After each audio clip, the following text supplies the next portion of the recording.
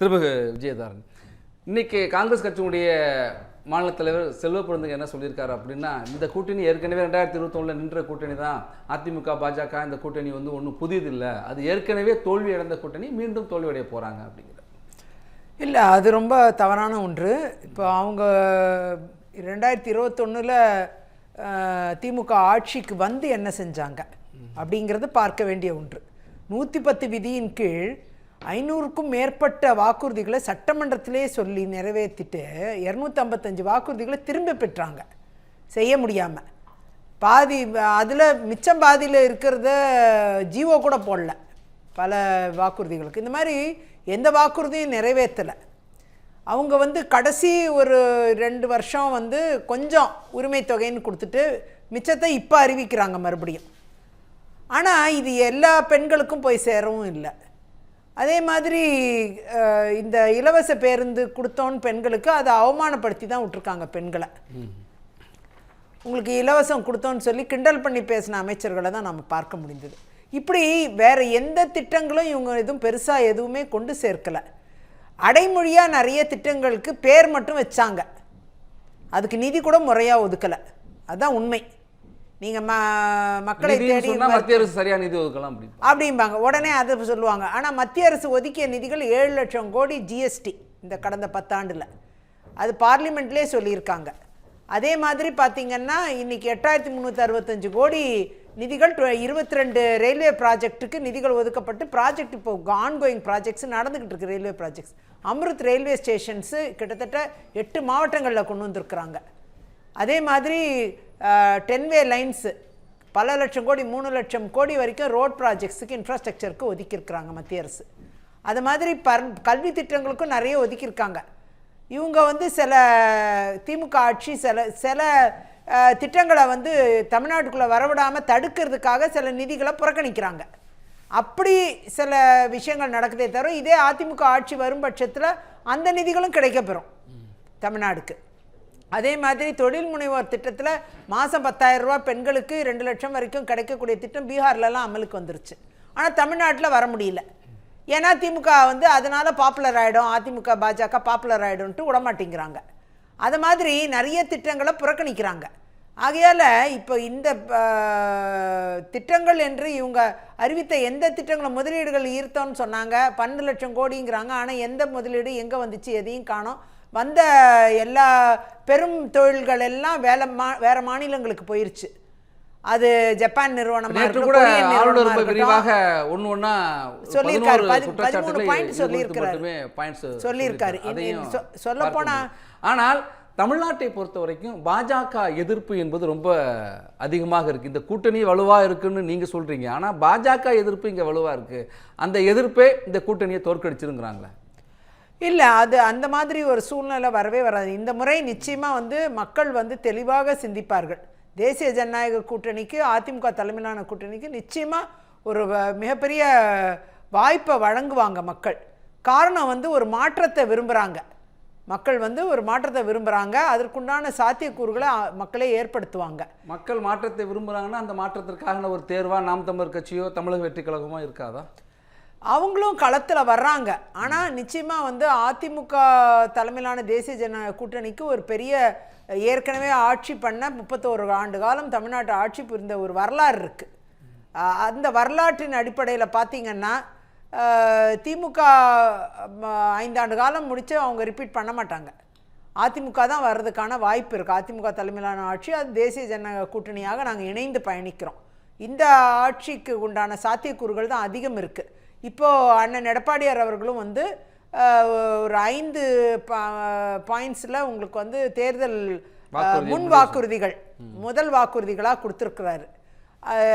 2000 ரூபாய் உரிமை தொகை அனைத்து பெண்களுக்கும், குறிப்பிட்ட பெண்களுக்கு தானே இப்போ தர்றாங்க, அதுவும் 1000 ரூபாய் தான் தர்றாங்க. இப்போ 2000 ரூபாய் வந்து அனைத்து பெண்களுக்கும் கொடுக்கறது, ஆண்களுக்கும் இலவச பேருந்து, அது மாதிரி ஒரு 5 திட்டங்களை வந்து சிறப்பாக சொல்லியிருக்கிறாரு. அப்படி இது எல்லாமே வந்து மக்கள் நலன் சார்ந்த விஷயங்கள். இதுக்கென்று நிதிகளையும் நிதி நிர்வாகம் சரியாக ஒரு அரசு செய்யுமே ஆனால் இதுக்குண்டான நிதிகளையும் உருவாக்க முடியும். சரியான முதலீடுகளை திட்டங்கள் செய்யறதுனால தான் நிறைய கடனை வாங்கியிருக்காங்க. மொத்தமே 4.5 லட்சம் கோடி இருந்துச்சு, இந்த 4.5 வருஷத்துலேயே 4 லட்சம் கோடிக்கு மேலே இருக்குன்னு குற்றச்சாட்டு சொல்கிறப்ப, இப்போ நீங்கள் இந்த வாக்குறுதியில் சொல்கிறப்ப மட்டும் கடன் உயர்ந்துடாதா? இல்லை, இவ்வளோ கடன் வர்றதுக்கு காரணமே ஊழல் தான். அதனால தான் நிறைய ஊழல் இருக்கிறதுனால பணம் பத்தாமல் போயிடுது. கடன் திருப்பி திருப்பி வாங்கிட்டே இருக்கிறாங்க, சொந்த வீட்டுக்கு கொண்டு போயிடுறாங்க அந்த பணத்தை. திட்டத்துக்காக சொல்ற வாங்குற கடன் மக்களுக்காக போகல, வேற எங்கேயோ போகுது. அதெல்லாம் ஊழல் அடிப்படையில் 50% போயிடுது, வெறும் 50% தான் ப்ராஜெக்ட்ல இருக்கு. அப்படி இருக்கும்போது பணம் பத்தாது இல்லையா, மறுபடியும் கடன் வாங்க வேண்டிய கட்டாயத்தில் தள்ளப்படுறாங்க. இப்போ ஜப்பான் நிறுவனங்கள்ட்டெல்லாம் கடன் வாங்குறாங்கன்னா காரணம் அந்த முழுசாக அந்த நிதியை வந்து அவங்க பாதி தான் பயன்படுத்தினாலும் மிச்சம் பாதி வந்து அவங்க ஊழல் மூலமாக கொண்டு போயிடுறாங்க. அதனால் அந்த மிச்சம் பாதி தேவைப்படுது இல்லையா, அதை தான் வந்து கடனாக வாங்குறாங்க. அப்படி கடன்களும் பெருசாயிட்டே போகுது. ஆகையால் ஊழலை அகற்றுற ஒரு ஆட்சி, ஊழல் ஆட்சியை அகற்றுற ஒரு முயற்சி நாம் எடுக்கிற முயற்சி. இந்த முயற்சியில் நிச்சயமாக வெற்றி கிடைக்குங்கிறது என்னுடைய நம்பிக்கை. நல்ல ஆட்சி, இளைஞர்களுக்கான வாய்ப்பு, பிரகாசமான எதிர்காலம் எல்லாம் அமைய போகுது அப்படின்னு பியூஷ் கோயலும் சொல்லியிருக்காரு. நம்ம தொடர்ந்து பேசலாம். இன்றைக்கு கூட டிடிவி தினகரன் ஒரு விஷயத்த சொல்கிறார், ஜெயலலிதாவுடைய நல்லாட்சியை என்டிஏ சார்பில் அமைப்போம் அப்படிங்கிறாரு. தேசிய ஜனநாயக கூட்டணி ஆட்சி அமையும் அப்படின்னு சொல்கிறாங்க.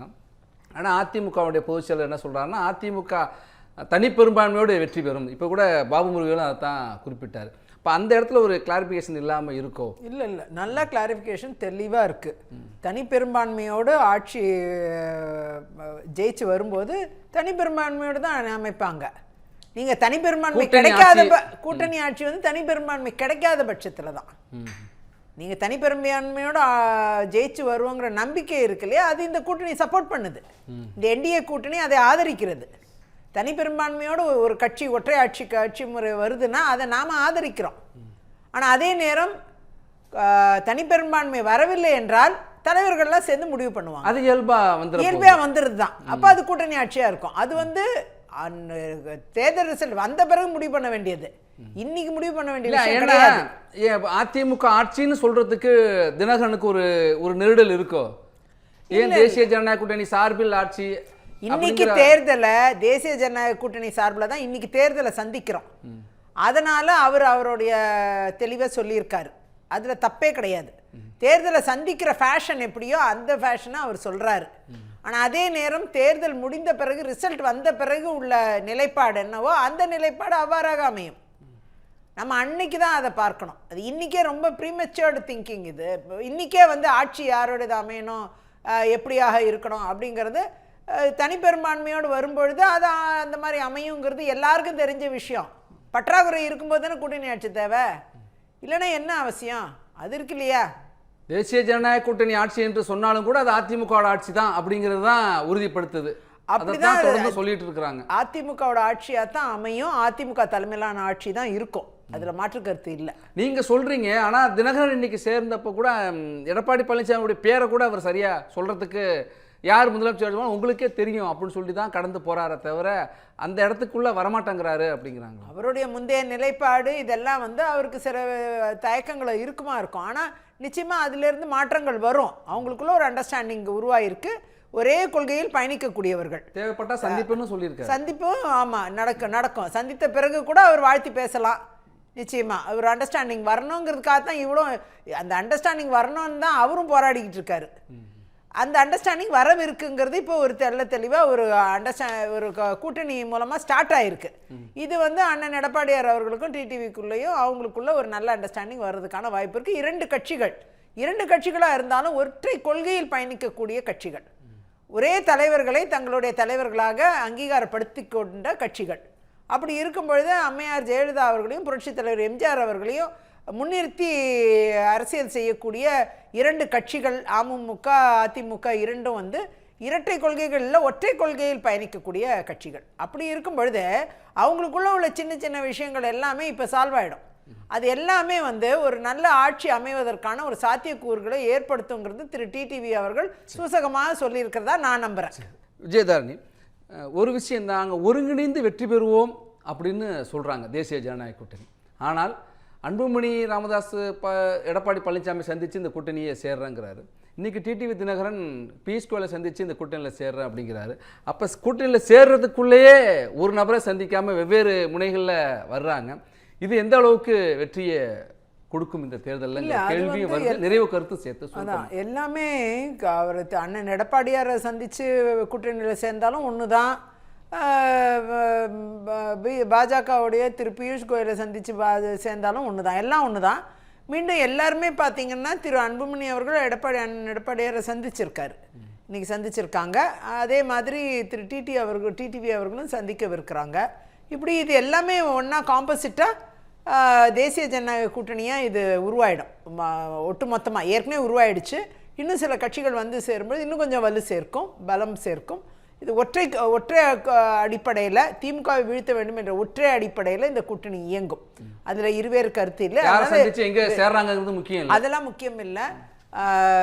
சேர்ந்த பிறகு எல்லாரும் ஒற்றை புள்ளியில் பயணிக்கிறார்களா என்பது மட்டும்தான் வெற்றியை தீர்மானிக்கும். அதனால் நிச்சயமாக தேசிய ஜனநாயக கூட்டணி அதிமுக தலைமையிலான கூட்டணி நிச்சயமாக வெற்றி பெற்று ஆட்சி அமைக்கும்ங்கிறதுல இருவேறு கருத்து இல்லை. நன்றி.